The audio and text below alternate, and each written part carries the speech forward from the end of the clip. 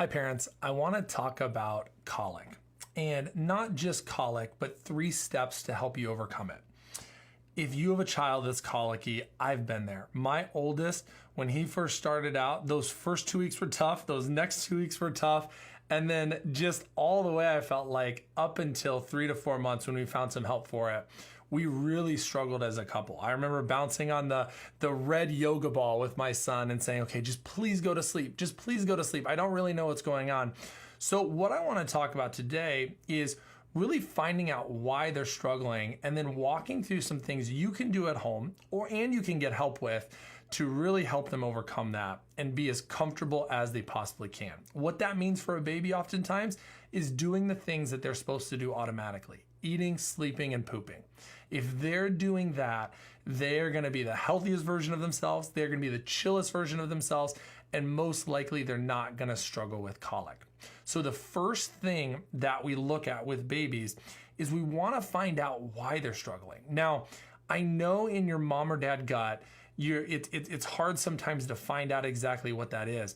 But what we like to look at is we like to go back before we go forward, and we like to look at what are the past stressors. Was it something to do with the prenatal period where there was some stressors? Was there stress during the delivery? A lot of times a more manual assisted delivery, a C-section delivery, a labor that lasts longer, or even too quick of a labor can put a lot of stress into that movement or motor system. When that happens, babies arch a little more, they get a little more uncomfortable, they might struggle with nursing or spitting up or even with constipation. And these are all often symptoms that are associated with colic, but they really start with that motor struggle and the stress at birth. And so I put a little PowerPoint together that I want to show you guys as we roll through here, because what we often see is when babies get uncomfortable with colic, it's because that initial motor or movement system is altered first or is struggling first. So a lot of times as a parent, you're like, okay, how are all these things really related? And they're related with that initial motor or movement system. Babies are supposed to just really nurse. And so there's a suck swallow reflex or movement that they're supposed to do. That's supposed to be easy. And then there's a head control piece of it, just a little bit of turning, a little bit of support that comes with tummy time. That's really all the motor system they're supposed to have. Now, if they've gone through more of a difficult birth, if they've had to use forceps, a vacuum, a more manual assisted delivery, that can put a lot of pressure or tension on that upper neck vertebrae. Now, the nerves that come from this upper neck are also the nerves that help with that suck or swallow. They also help baby turn to the right or to the left. So if they're more colicky or uncomfortable when they're nursing on one side or another, or if they're more uncomfortable on a flat surface or spit up right after a feeding, oftentimes we can trace that back to more of a difficult birth process. And why that's important is because if that movement is altered, then everything after it starts to be altered. Because that movement is what facilitates the gut, or what we like to joke about, the plumbing system, right? Our babies, they have to be great plumbers, right? They have to be able to nurse, they have to be able to swallow, they have to be able to digest, and then they have to be able to poop it out. So getting them comfortable in that plumbing system is absolutely key, because that's going to help them, not have the spit up, not have the gas, and really poop with ease. That is so, so important. And it all is a step down from that movement system. And then you can look, and if you go forward developmentally, then kids start to, they start solid foods. They start to develop an immune system. They start to walk and do bigger motor movements. And then comes speech, then comes social, then comes behavioral, and then comes emotional. And all of these really at 3+ of age.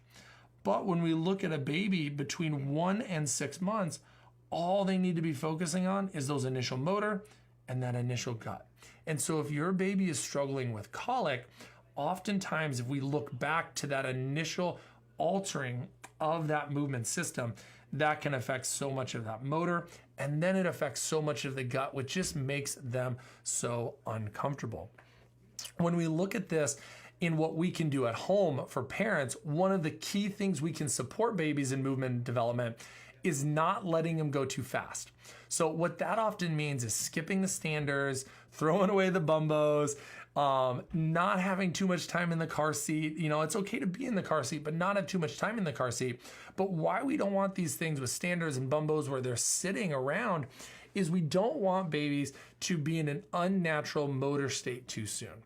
If you've ever had your baby, and I had a bumbo for my first son, Micah, you know, their posture, they go immediately like this. And they get really just that lack of support in that mid back. It causes their body to not quite be ready for that. And it can actually start the developmental process of the brain and nervous system too quick. It's why a lot of times babies arch or they want to stand up too soon because their nervous system is put into these places when all they need to do at first is eat, sleep, poop, and be cute, and then start to really slowly develop more of that tummy time and more of that head support. So the best things we can do in contrast is a little bit more skin to skin, a little bit more tummy time, sometimes just 2 to 3 times a day, 2 to 3 minutes, you know, after feeding, before a nap time, get them a little bit of tummy time. And then, you know, wear baby. These are great alternatives, you know, rather than have them in those unnatural positions that are going to keep the motor system relaxed and regulated. The third thing, if you're still not knowing quite where colic is coming from with your child, we really want to measure what matters. And this is where chiropractic was so key to me in my life, because that mom or dad gut, I couldn't figure out what was going wrong. So I needed a pediatric chiropractor to help me measure it and see what was going on in my baby's nervous system. What they're going to do is they're going to put that into place and look at, okay, where did the stress come from in the birth process? And then we actually have technology in our office at PwC that can measure that stress internally. It can see what's causing baby to feel and function not at ease or not as uncomfortable, not as comfortable as they should be, what's really making them uncomfortable. And when we find that, that allows us to truly unlock that motor system. So that way they're better plumbers, they're moving fluid through, they're activating that immune system, they're eating, sleeping, pooping with ease. So then their bodies naturally are more calm and comfortable. So I know colic can be so complex, but first thing is, you know, find out and think back why they're struggling. Look to that motor system. Secondly, support babies in movement development by not making them go too fast. So throw away that bumbo, throw away that stander, do a little more tummy time, do a little bit more skin to skin and baby wearing, those things. And then find a pediatric chiropractor if you can't find where it's coming from to measure and find the stress that matters.